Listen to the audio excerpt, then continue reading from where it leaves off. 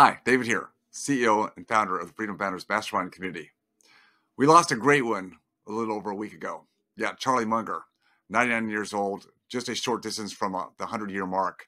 The investing sage, the right-hand man, advisor, vice chairman of Berkshire Hathaway to Warren Buffett. 99 years of wit and wisdom. There are videos, lectures, books, tomes from Charlie Munger.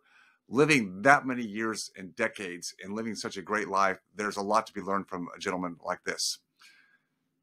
A lot in common, well, some things in common, I should say, with my own life. The one thing that's coincidental is he had to deal with the tragic loss of his son to leukemia at the tender age of 9. My daughter also went through the travesty of dealing with leukemia. She was a survivor, so my situation worked out better. But Charlie learned, I think, quickly that lesson that I also had to learn is that time passes quickly. And the most precious things in life are relationships, time relationships, real purpose and meaning in life. And it's easy to allow outside forces in society to dictate to us how we run our lives. And I think Charlie, where we all have some regrets in life, I think Charlie really lived a life full of vibrancy, dedication, purpose, and meaning. And he certainly showed that all the way to his very last day, where he was doing interviews just in the last week or so before he passed at that age of 99. A few other notes about Charlie as being such a precious asset to the entire world of investing, but also certainly with Warren Buffett and the investors who invest with Berkshire Hathaway. I know that Charlie would take every penny of his wealth and trade it if he could to have more time with his son that he lost to leukemia. Charlie and Warren were very principled and disciplined.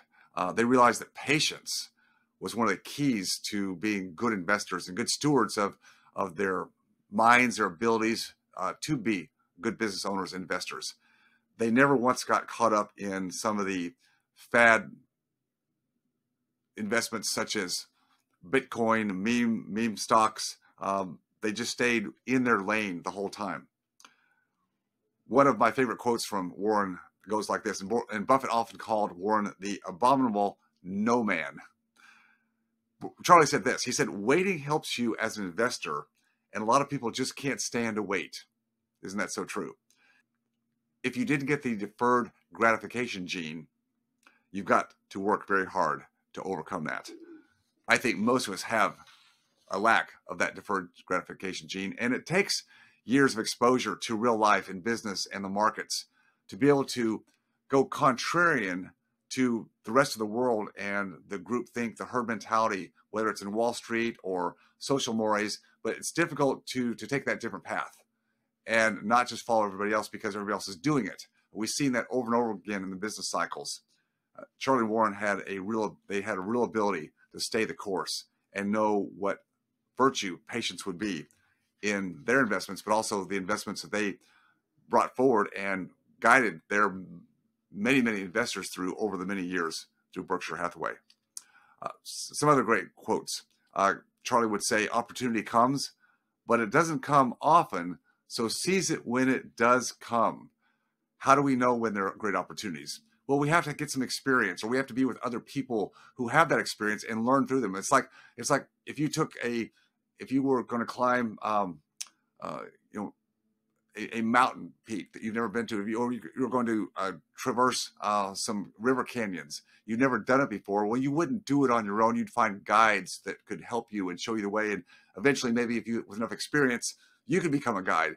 But having those people around us that can show us what those opportunities look like and how to stay away from the pitfalls and the fads that so many people get trapped into from that the FOMO and the greed factor. He also says it takes character to sit with all cash and do nothing.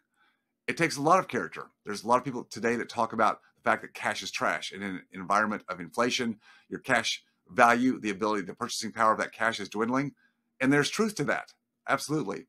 But on the other side is, if we're in volatile times of uncertainty, having that cash and even taking the more known hit on the value of that currency going down, deflating, is possibly better than taking the hit that the rest of the market in equities and assets will take as we go through this deflationary period. Now, there's allocation risk on both sides, and determining what's right for you becomes personal. But a lot of people, I think, take too much of an extreme position on either side and miss the mark that there's always about hedging and balance in our allocations, depending upon where we are in our life. Charlie said, I paid no attention to the territorial boundaries of academic disciplines. I just grabbed the big ideas that I could. How do we grab those big ideas? School, scholastic academia, it's an important part for all of us. But at some point, we need to leave some of those guardrails and go on our own frontier.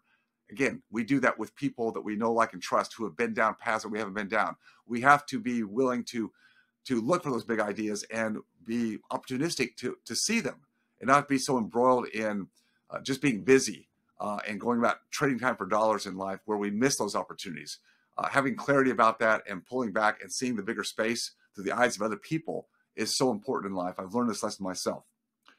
Charlie was a constant learner, always learning, always advocating for being on the forefront of your own curiosity and what leads you to live a better life, whether it's investing your money or just being a better person, learning about that, surrounding yourself with the right people. What I would say is your network is your net worth is one of my favorite mantras in life. Maybe if I make it to 99, I will at some point gain the amount of patience that Charlie bestowed upon us all. My tribute to Charlie Munger, much great wit and wisdom that he left us in this world. His legacy will endure.